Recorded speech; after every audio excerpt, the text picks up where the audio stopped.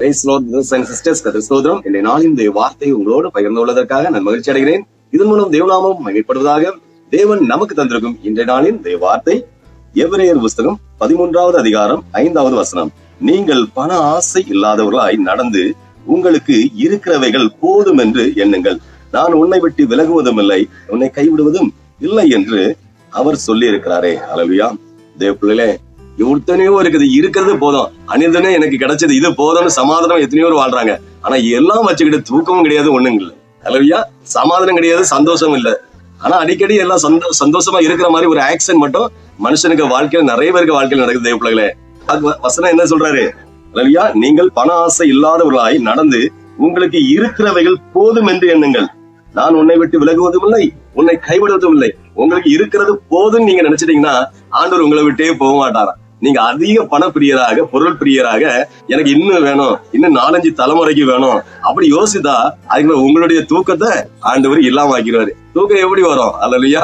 இனி அடுத்த யாராச்சும் இதை கொண்டு போயிருவாங்களோன்னு அதுக்காக சேஃப்டி கண்டி நம்ம அதுக்கு பின்னால என்னென்ன வாட்ச்மேன் மாதிரி பார்த்துட்டே இருக்கணும். அது சுத்தி பார்க்கணும், என்ன கிரிமினலாட்டு என்ன பண்ணணும், இதை எப்படி பாதுகாக்கிறதுக்கு, அதை எப்படி பாதுகாக்கிறதுக்கு, இதை எப்படி பண்ண, இதை என்ன செய்யலாம் சொல்லி யோசிக்க வேண்டியிருக்கும். இது தேவையா? அல்லேலூயா.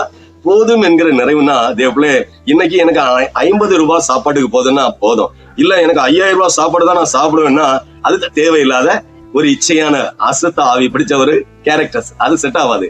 ஆண்டவர் என்கிற சொல்றாரு என்னன்னா, உங்களுக்கு பண ஆசை இல்லாதவளா, பணம் தேவைதான், உங்களுக்கும் பணம் தேவை, எனக்கும் பணம் தேவை. எதுக்கு? அனுதின தேவைகள் சந்திக்கப்படும். பிள்ளைகளுக்கு ஸ்கூலுக்கு போற பிள்ளைக்கு ஸ்கூல் ஃபீஸ் கட்டணும், ஸ்கூல் படிக்க வைக்கணும், இந்த திருமணம் ஆகக்கூடிய பிள்ளைகளுக்கு திருமணம் பண்ணி வைக்கணும். எல்லாத்துக்கும் தேவை இருக்குது. உண்ண உணவு, உடுக்க உடை, இருக்க இருப்பிடம் எல்லாம் நமக்கு தேவை.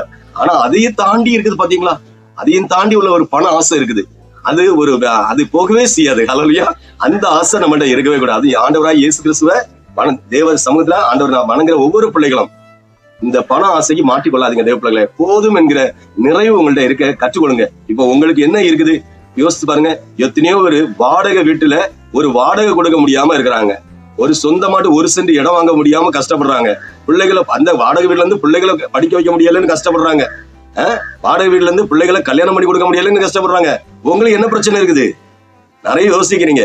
நிறைய பேர் என்ன தெரியுமா, எல்லாம் இருக்கும், ஆனா நானும் கொஞ்சம் குறை, எங்க இனத்திலே, எங்க குடும்பத்திலே, எங்க ஜாதியிலே, எங்க சொந்த பந்தங்களே நான் கொஞ்சம் ஏழையா இருக்குன்னு நினைக்கிறீங்க. ஆனா உங்களை காட்டில 1000 மடங்கு ஏழைகள் இந்த உலகத்துல இருக்கிறாங்க இல்லையா? நீங்க யோசிச்சு பாருங்க தேவ பிள்ளைகளே. அதனால ஆண்டவர் சொல்ற மாதிரி பண ஆசை இடம் கொடுக்காதீங்க. அவங்க அப்படி இருப்பாங்க. எப்படி? உங்களுக்கு ஒரு புல்லட் இருந்தா போதும், ஒரு பைக் இருந்தா போதும், ஒரு பழைய கார் இருந்தா போதும் உங்களுக்கு. அதை தாண்டி எங்களுக்கு 1 கோடி ரூபாய்க்குள்ள கார் தான் வேணும், என் பைக் வாங்கினா 45 லட்சம் ரூபா 50 லட்சம் ரூபாய் பைக்ல தான் நான் போவேன், அப்படியே இல்லையே.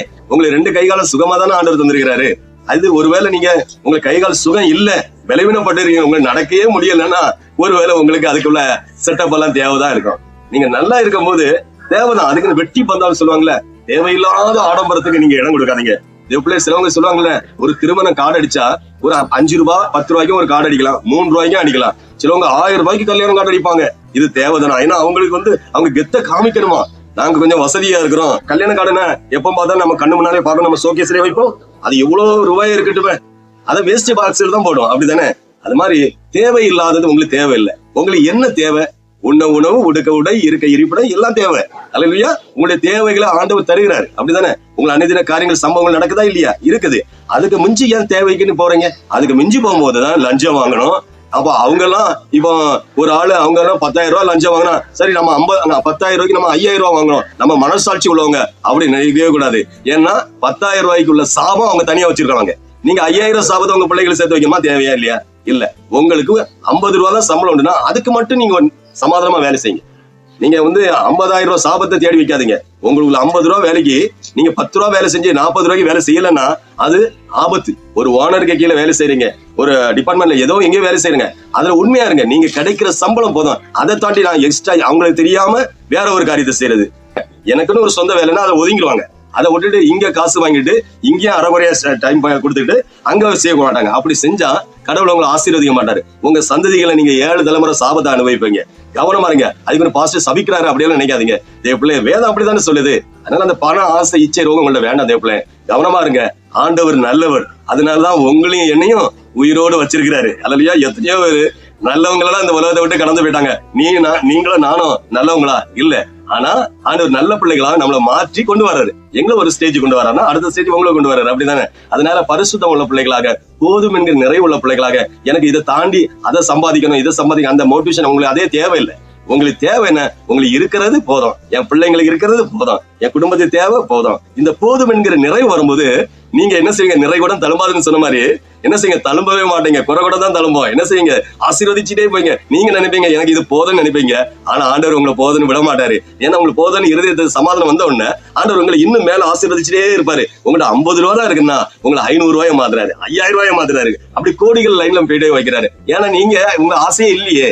ஒரு நகைக்கு மேல ஆசை இல்ல, பொருளுக்கு மேல ஆசை இல்ல, சொத்துக்கு மேல ஆசை இல்ல, ஒரு சாப்பாடு மேல ஆசை, இது போதும்னு ஒரு ஆசை வந்துட்டுன்னா அந்த ஆசை இல்லாத வாழ்க்கையை வாழ்ந்துருவீங்க. அப்படித்தானே தேவ பிள்ளை? அதனால ஆண்டவர் சமுதிர வார்த்தை அந்த வசனத்தை என்ன சொல்றாரு? நீங்கள் பண ஆசை இல்லாதவர்களாய் நடந்து உங்களுக்கு இருக்கிறவைகள் போதும் என்று எண்ணுங்கள், நான் உன்னை விட்டு விலகுவதும் இல்லை, உன்னை கைவிடுவதும் இல்லைன்னு ஆண்டவர் சொல்றாரு. நீங்க இப்படியெல்லாம் இருந்தீங்கன்னா ஆண்டவர் உங்களை விட்டு கைவிடவே மாட்டாரு. யாரை கைவிட்டாலும் உங்களை கைவிடவே மாட்டாரு. உங்க சந்ததியில விட்டு விலகவே மாட்டாரு. ஹல்லேலூயா. உங்களோடு இருப்பாரு, உங்களை ஆசீர்வதித்து மேன்மைப்படுத்தாரு. என்ன தேவ சம்பந்தம் ஜெபிப்போமா?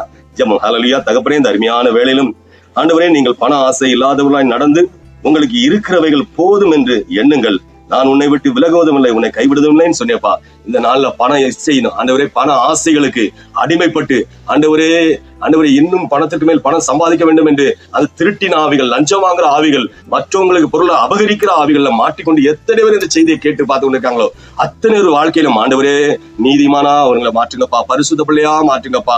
ஆண்டவரே நீதிமானா மாற்றி உன்னை விட்டு நான் விலகுவதில்லை, கைவிடுவதில்லைன்னு சொன்னீங்கப்பா. உங்களை கைவிடாத நேசர், இவளை காத்துக் கொள்வீராகப்பா. பண ஆசை இச்சை ரோகங்களை மாற்றிப்படுங்கப்பா. பண ஆசை இல்லாதவர்களாக போதும் என்கிற நிறைவுகளை இவர்களுக்கு கொடுங்க தகப்பனே. நன்றியோடு துதிக்கிறோம் ஆண்டவரே. இவங்களை தவறுகள் நிமித்தம் வியாதிகள், போராட்டங்கள், பிசாசு உபத்திரங்கள் எதுல மாட்டியிருந்தாலும், எப்பேற்பட்ட போராட்டத்தில் மாட்டியிருந்தாலும், வேதனையில மாட்டியிருந்தாலும், கண்ணீர்ல மாட்டியிருந்தாலும் அதுல ஒரு விடுதலை கொடுத்து போதும் என்கிற நிறைவை கொடுப்பீராகப்பா.